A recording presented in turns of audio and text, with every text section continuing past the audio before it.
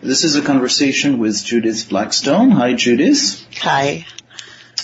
So, Judith, your work is a realization process. Do you want to say a few words about it? Yes. The realization process is a method of somatic psychotherapy. It's a method of relational attunement, which means being able to connect more deeply and more subtly with other people while remaining within one's own body, while remaining connected to one's inner being. So I like very much that expression. You talk about the relational attunement and that sense of, attunement to self, attunement to others, and the two being related. Yes, they're absolutely related. And the third aspect of realization process is spiritual attunement. And what I mean by that is the uncovering of a very subtle level of consciousness that we often don't even know about. In fact, in the somatic therapy field, we talk a lot about energy. But there's a dimension of ourselves, a level of attunement to ourselves that's even more subtle than energy. Mm. And that's a level of consciousness or actual stillness that feels like openness. Mm-hmm, mm-hmm. So something that we don't normally always pay attention to in somatic therapies that's more subtle and has a connection to the spiritual and to openness. That's right. Wherever we inhabit our own body, that means wherever we live within ourselves, we're open to the environment. So, for example, if we inhabit our chest, then this present moment right now, we can experience taking place outside of our body and inside our chest at the same time. So it means internal contact with the inside of our body is at the same time openness to the environment. Mm. And to other people. Yeah. So that sense of the experience of from inside as well as openness to the outside. Yes. So do you want to develop that a little more? Yes. So in the realization process, one aspect of it is a series of exercises, attunement exercises, for inhabiting the internal space of the body and also for attuning to the natural qualities of being within the body. So that's just one aspect of the work, but it's kind of the basis of the work. Mm-hmm. And that means not just being aware of the body, like it's not like a body scan. Mm-hmm. It's like actually entering in and being present within the body as that space. Okay, so not a body scan, but actually entering and being present in that body space. Yeah, that's right. So what would it, I understand that this is an experience and words are going to be really, really approximative, but to some extent, what can give us a glimpse of that kind of experience? Well, as you're listening to this, you can take a moment to become aware of your hands. Mm-hmm. Just sit with that for a moment. Feel what that's like. And you may be able to feel like the warmth in your hands or the rigidity or relaxation of your hands. And now, take a moment to enter into your hands. Mm-hmm. To feel that you actually are that internal space of your hands. Mm. So that's the shift that we're making little by little throughout the whole body. Yeah. So just that sense of bringing the consciousness to the hand, but not just the consciousness from the outside, but that sense of being inside the hand, being the hand itself. Exactly. So when we do that, several things happen, and they're all important for our growth. One is that the created boundary, the protective boundary that we've created from childhood between inner and outer experience dissolves. But rather than that being a lack of safety or merging with the environment, because we've gotten to it by inhabiting the body, there's not a merging, but rather a oneness, a continuity between oneself and one's environment. Mm. So we feel open and transparent, and we actually can, little by little, experience the transparency throughout everything around us. It's a matching, a oneness of consciousness, actually, a kind of dimension of very, very subtle consciousness.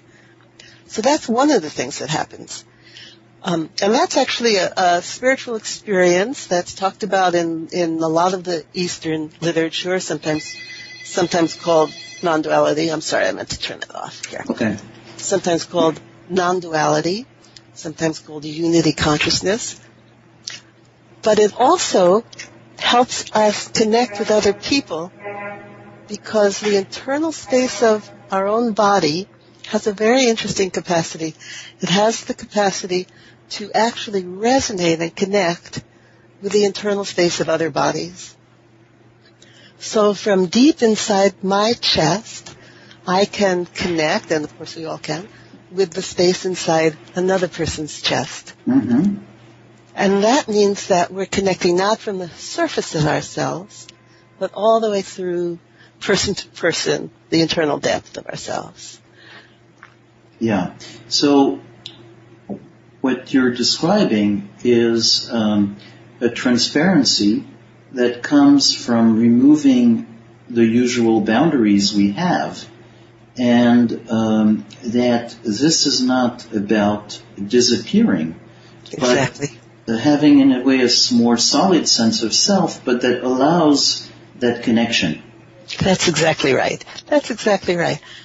And the third thing that happens when we inhabit our body in this kind of full and subtle and present way is that we can that recognize and also more easily release even very subtle holding patterns within the body, ways that we've organized ourselves from early childhood in relation to our environment, and particularly as the result of what we might call developmental trauma, relational trauma. So the realization process also contains a number of ways of working with these holding patterns in the body. One way is a kind of diagnostic of actually feeling that we're in our own body and feeling that the space that pervades our own body also pervades an image of one of our parents, and feeling how we constrict just in that moment. Of course, we're just going to unveil one or two holding patterns in that way. How we particularly constrict ourselves in relation to our parents. And then we can really feel exactly how we've twisted away from life, exactly how we've closed ourselves off. So that these, that disappearance of boundaries is a disappearance also of these old patterns that have been keeping us in a habitual mode and also cutting us from present reality. Yes, very gradually. I mean, the first thing it does is actually reveal the holding patterns a little more clearly. Some holding patterns that are not so deeply ingrained may fall away just with inhabiting the body, but many will not. And we can really reach this transparency long before we've let go of all our holding patterns. That's really an ideal. But we get to feel exactly how we've twisted away. And then once we feel that in various parts of our body, what we do in the realization process is to actually inhabit the holding pattern, to try to penetrate into it from this very subtle level of ourselves, and in such a way that the holding pattern actually moves further towards the constriction, right? Because each of these frozen parts of ourselves are actually frozen movements. They all have movement in them. They're all frozen movement. So am I to see if I'm following you correctly, is in a way what we did before is we did that experience of feeling the hand from inside. So is this similar about feeling the holding pattern from inside? Yes, it is. So, for example, if we inhabit our chest, we'll find, all of us really, that we can't inhabit our chest completely. There'll be little areas where we're holding. We almost all have some tension around our sternum, some places that we've shut down our heart protectively. And as we then inhabit those or contact them, there's something I'm leaving out here because of our time constraint, but we also work with a very subtle channel that runs through the vertical core of the body, the very innermost core of ourselves. When we contact that holding pattern from this core of ourselves, we can penetrate into it in a very subtle way so that it goes towards the constriction. And at that point, we can often feel just what that constriction is trying to do. For example, I worked recently with a young man who was having a number of problems, and one of them was indigestion. Mm-hmm. But his psychological issues were issues of disempowerment, of not being able to manifest his life in the way that he wanted to. And when he actually, of course, first we do the inhabiting the body and the subtle core of the body and all of that, but when he was able to actually feel the constriction in his gut and penetrate into it, it actually twisted. You know, we often protect ourselves on the bias like that. We twist rather than just pulling in. He could actually feel how he had twisted, and when he did that, he right away remembered himself as a little boy at the dinner table. The tremendous anxiety in the atmosphere. His parents were just both very anxious people. The taste of the food that was so unpalatable for him, and so he could feel it. He was twisting away from digesting the atmosphere of anxiety and the food. And then once he did that, I had him just let go of the accentuation of that twist. So of course it's not going to just let go just like that.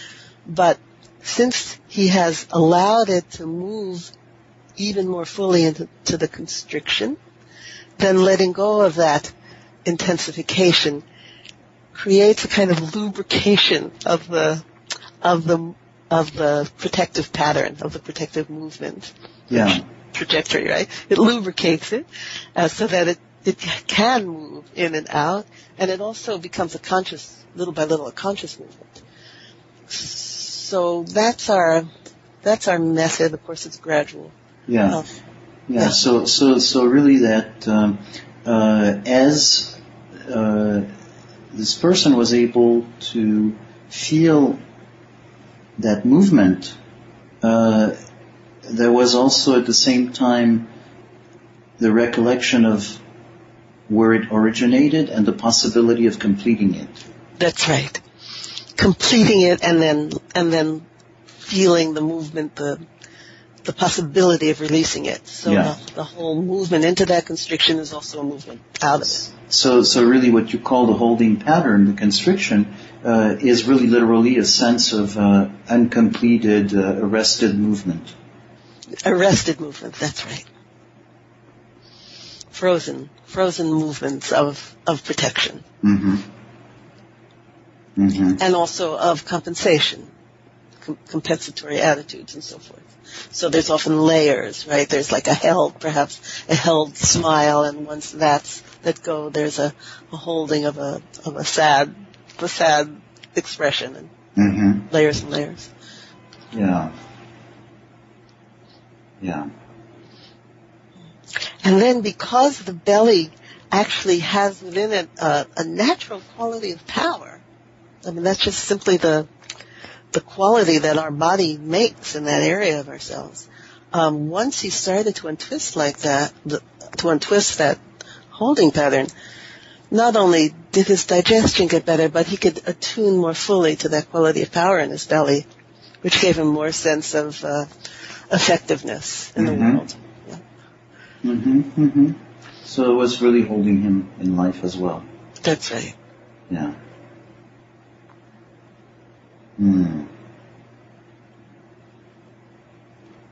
So, in this process, what is your experience as the therapist, as the client is progressively inhabiting? Yes, that's a wonderful question.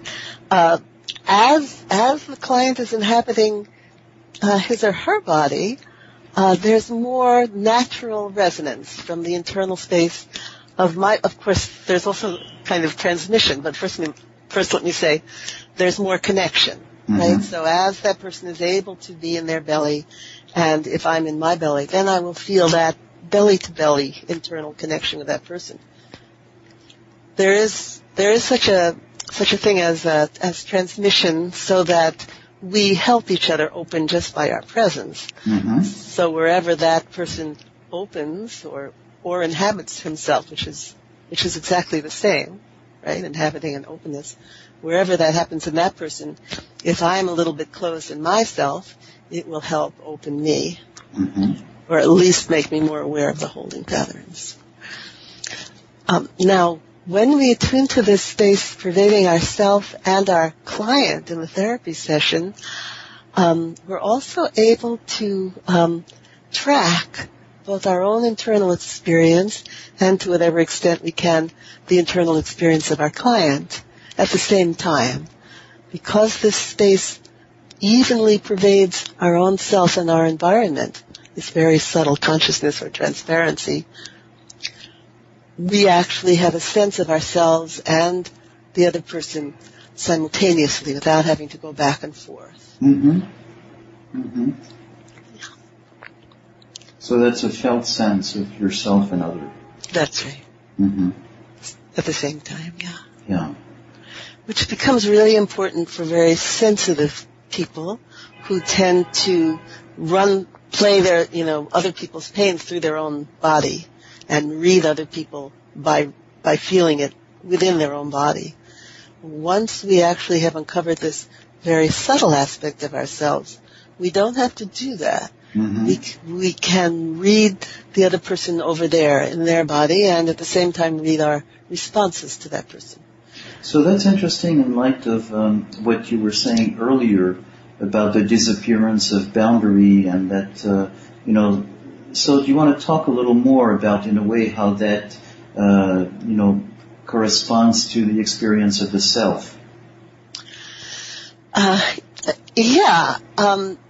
So my work differs from a lot of the Asian teachings in that because we're attuning to this openness by inhabiting the body, we do, just as you said, just as you recognized, we have more and more vivid and deep and coherent experience of our own self as an individual.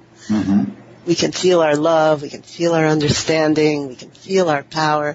We can feel that we take up space internally.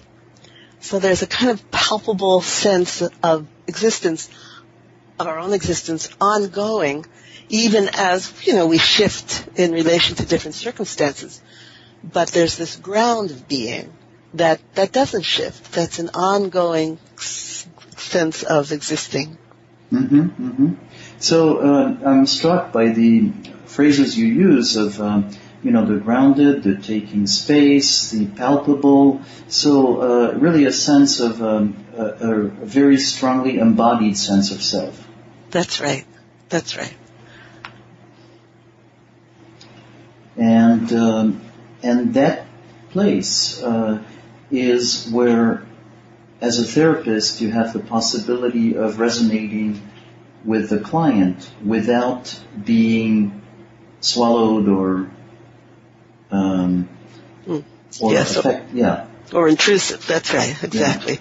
Because energetically, we can enter into another person, or we can let that person even sap us of our energy. But in this level of openness, of transparency, that doesn't happen. We feel ourselves and the other person without that intrusion. Now, the actual energetic exchange happens more fluidly, person to person. Also, as we know ourselves as this more subtle level, then the energy level moves more fluidly and more deeply.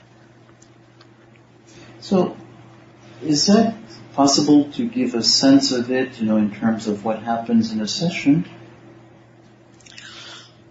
Sessions differ, of course. Sometimes I start with talking. Of course, if someone has a lot to say, we'll start there. Sometimes I start with the actual exercises of the realization process. There's three main exercises. There's inhabiting the body and attuning to this pervasive space, and that can take like half an hour. Mm-hmm. There's the core breath, where we find this very subtle channel that runs through the vertical core of the body, and we breathe there so that we can live there, so that we get this very deep inner contact with ourselves. So sometimes I'll start with either one or both of those exercises. Sometimes I'll go right to working with the holding patterns, especially if the person has already done those exercises with me, or maybe they take my class on Monday nights that I teach, and so they're familiar with the exercises, and then we can go right to the holding patterns. I mean, releasing those holding patterns give you more and more of this pervasive space. So people who are interested in spiritual attunement are interested in freeing their body on this very deep and subtle level. But many people come to me who aren't interested in the spiritual aspect of the work, and they still work with releasing these holding patterns because they free up our ability to love, our sense of our own actual feel of our own power and so forth. Yeah. So part of it then is that either each session, or at least in some sessions, there is the exercise itself. So they're building as a resource, Exactly. the practice of that kind of experience. Yes, that's right, and that's exactly what it is. It's resource. It's contact with their own being, so that then they can go into the little pockets of pain and childhood, and they still have their whole internal presence as a resource. Mm-hmm. And you said that some people are interested in the spiritual aspect, and some people are not necessarily coming for that. So how would you maybe talk about the presence of the spiritual in that therapy? Spiritual means something very specific to me in this context, and it means the unveiling of this very subtle consciousness that pervades oneself and everything around oneself. So that's the type of spirituality that I work with, and that's a wonderful feeling. It's very valued. It's been valued in the Eastern teachings, of course, for thousands of years, and yet it's so extremely subtle. It's just really a kind of transparency. Yeah. So you talk about subtle, you talk about unveiling. So really, a sense of it's out there, but it's so easy to overlook, and so. A sense of that very, very subtle work that needs to be to get there. You're almost there. You kind of. That's right. There are many teachers out there now saying that since this space is always there, apparently, actually, the ground of our nature. All we have to do is relax into it, and that's not quite the case, in my opinion. If we just simply let go into this space, we tend to let go from the surface of ourselves. And to really get to this transparency, we need to let go from deep within. Mm-hmm. This space pervades both our own being and everything around us. And it is self-arising. I mean, these are exercises I teach. They're not the experience itself, but they enable the experience. Mm-hmm. And then that space, that pervasive space, arises spontaneously, so to speak, after having done all of this practice. Yeah. And that experience is the experience of that larger consciousness. That's right. So, again, understanding that it is an experience and something that very hard to reduce to words. Is there a way that we can give a little bit of a hint of what it might be like? Well, it feels like you're made of empty space, even though you're completely in touch with yourself. So it's very interesting. And it's not that hard to experience. It's neither as easy as some people make out, and it's also not very, very hard to do at all. Especially those of us in this field where we come into the field with a lot of sensitivity to begin with. Mm-hmm. But that's how it feels, and it can be experienced both as complete emptiness, as if you were an empty vessel, mm-hmm. so that everything is just happening vividly in that space, as if there were nothing, no effort on your part. It can also be experienced as presence, or as radiance. So these are two ways of experiencing exactly the same ground of being. Mm-hmm. Mm-hmm. Well, yeah. So in a way, the apparent contradiction in terms points to the limitation of words, and emptiness is not an emptiness because that's a very acute experience in that sense. Exactly. Yes. So, there, you are in a way using this experience, this ability to touch upon these experiences as a resource, as a means to helping people deal with problems, but also fostering and encouraging people to live more in that area. Yes.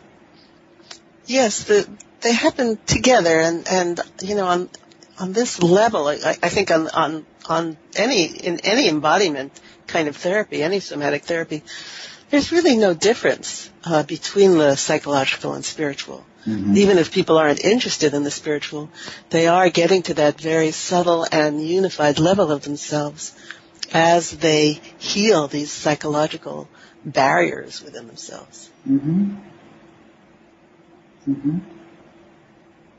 That feels like a very, very profound, simple definition of, in a way, seeing what we can, talk about as the unity of these aspects in theory, but that you're going to find them in practice as well. Yes. That people, that's how people experience the process.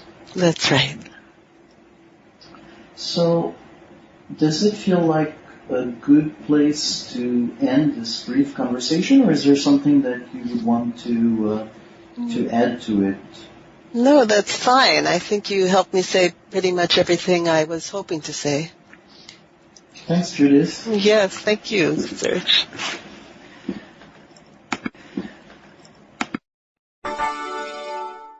This recording is part of the Somatic Mindfulness and Relational Psychotherapy podcast. See the website relationalimplicit.com. In a way, seeing what we can, talk about as the unity of these aspects in theory, but that you're going to find them in practice as well. Yes. That people, that's how people experience the process. That's right. So, does it feel like a good place to end this brief conversation, or is there something that you would want to add to it? No, that's fine. I think you helped me say pretty much everything I was hoping to say. Thanks, Judith. Yes, thank you, Serge.